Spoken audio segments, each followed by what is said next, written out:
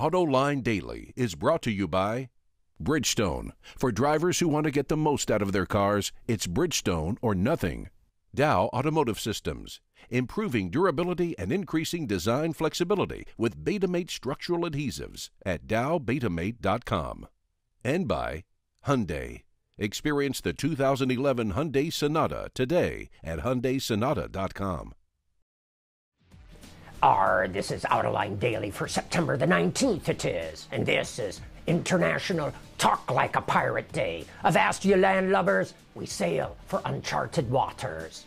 And that's exactly what Fiat did when it started selling a rebadged version of the Dodge Journey as the Fiat Fremont in Europe. Sail for uncharted waters, that is. But according to Wards, the Fremont is off with a bang. Dealers already ordered 20,000 Fremonts, and that's about 70% of the 2011 sales goal. General Motors and the UAW reached a new labor contract over the weekend that now must be ratified by hourly workers in the United States. It gives them a $5,000 signing bonus, and it will raise wages for entry-level workers by $2 to $3 an hour over the next 4 years. It also provides them with profit sharing that will be determined by profitability at GM's North American operations, not just those in the United States. And here's my Autoline insight. GM and the UAW wanted a simple formula for profit sharing that anyone could figure out at the kitchen table.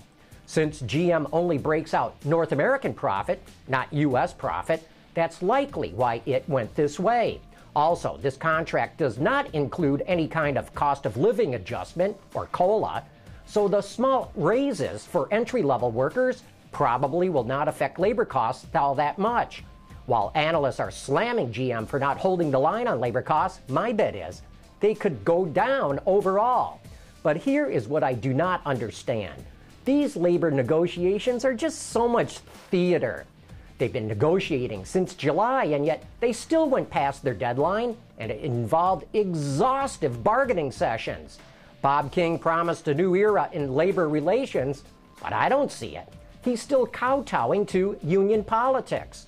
While much of the media is jumping on the rah-rah bandwagon and proclaiming how wonderful this is, it sure looks like the same old adversarial relationship to me. And this does not bode well 4 years from now when the union will be able to go on strike against GM and Chrysler. Well, it was bound to happen sooner or later. A new Ford ad slams the GM and Chrysler bailouts.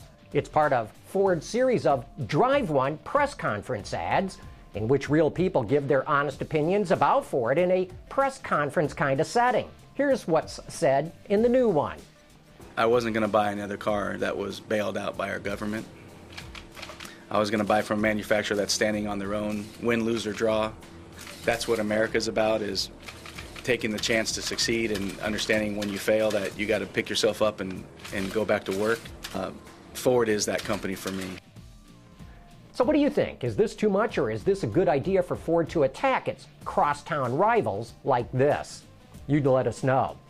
The Walter P. Chrysler Museum in Auburn Hills, Michigan is giving history lovers the opportunity to sign up and adopt their favorite car in the collection. The cost is $450 a year for museum members, $500 a year for non-members. A New York-based artist named Jonathan Brand is building a life-size replica of a '69 Ford Mustang out of paper, and he is recreating every single nut and bolt. It's amazing. He started with a 3D computer model of the car, and then he flattened everything out so it could be printed on paper. Then came what I'm sure were hours and hours and hours of cutting and gluing. So far, he's finished the engine, a door, and a wheel, and a tire. I'm Craig Cole out in Lewis and Clark country, and I'm going to show you something that would have made their journey a whole lot easier. That's coming right up. What if we always settled for the first thing that came along? Then we'd never have gotten here. Introducing the Sonata Hybrid from Hyundai.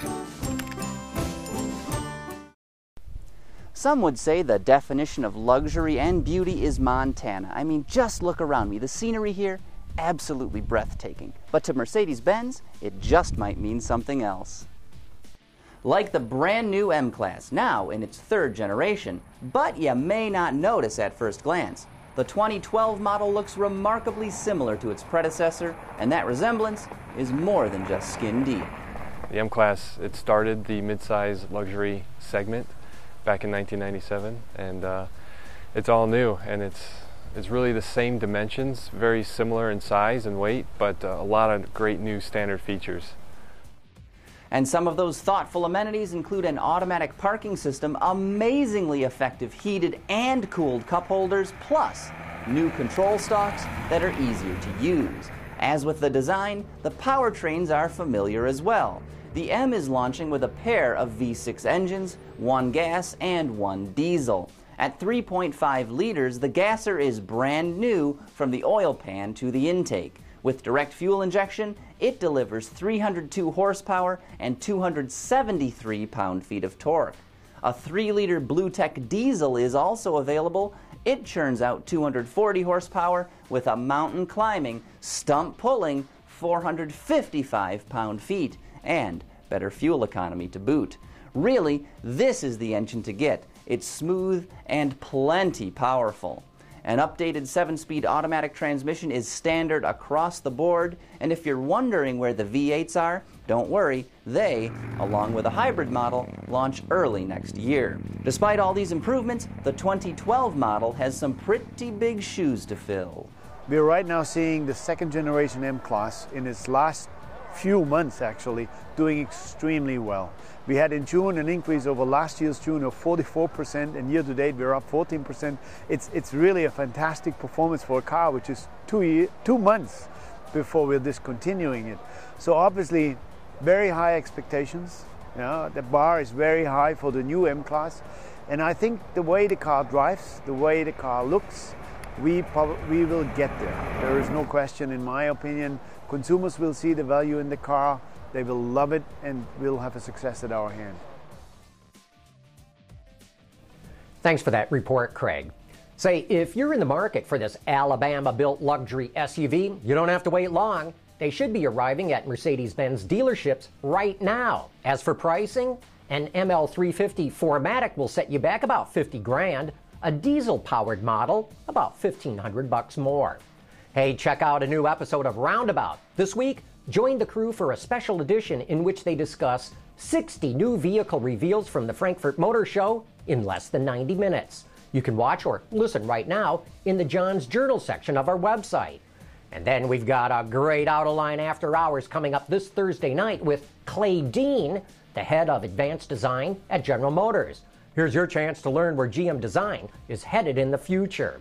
Join me and that bodacious auto extremist, Peter DeLorenzo, for the best insider discussion in the industry. And you better do what I tells you, or you'll not like the consequences.